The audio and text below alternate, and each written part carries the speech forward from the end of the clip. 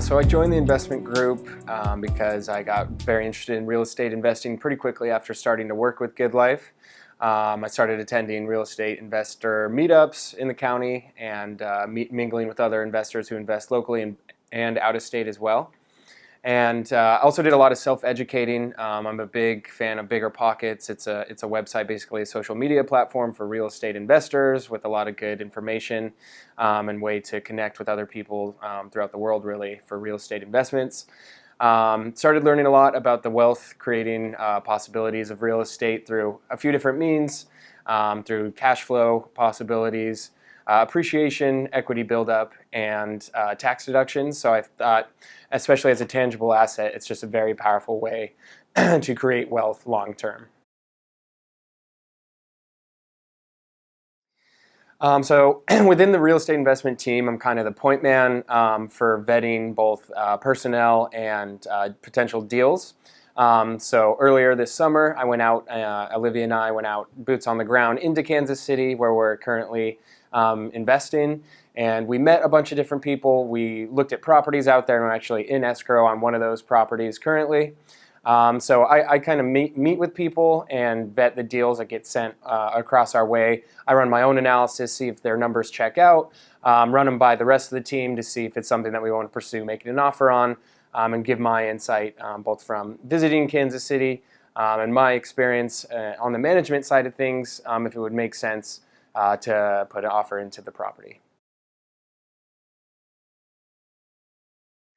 Our biggest issue so far has been finding deals that meet our narrow purchase criteria. One, we want to use conventional financing, so a lot of the best real estate deals come when you're able to buy cash or close really quickly with no inspections. For us, we are going to be using traditional financing, basically a bank loan, and that does require the property to be in at least habitable shape most of the time.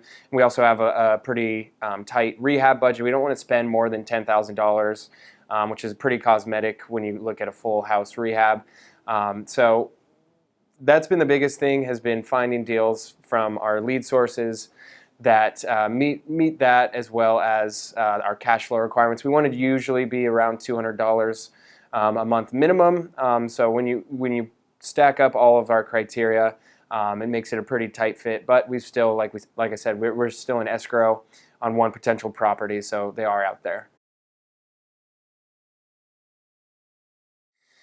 So personally, for me, my real estate investing goals, step number one right now is I'm saving up as much as I possibly can for a down payment on my first purchase, which I'm going to turn into a house hack, hopefully, which is a term coined by the Bigger Pockets community. It's basically buying a home, usually a small multifamily, like a 2 or 3 unit complex, and living in one of the units, as well as rehabbing the other side, so that you can maximize your rental income, and you might even rent out your extra bedroom inside the unit that you're living in.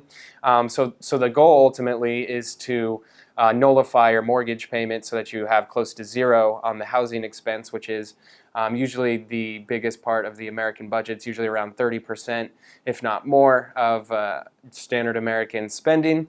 So if you can get that down to zero, it's a huge, it's kind of a game changer when you're able to save, $1,500, $2,000 more a month when you're not paying a mortgage, when your tenants are for the property that you're living at. So after the house hack stabilizes, the next goal would be to start purchasing rental property, investment property that cash flows ideally. And so I would like to get a small portfolio. I don't really need anything crazy, hopefully between 5 and 15 units total that are spitting off a few $100s a month, and ultimately to get that passive income number high enough that basically I achieve financial freedom and can basically do what I'd like with my time.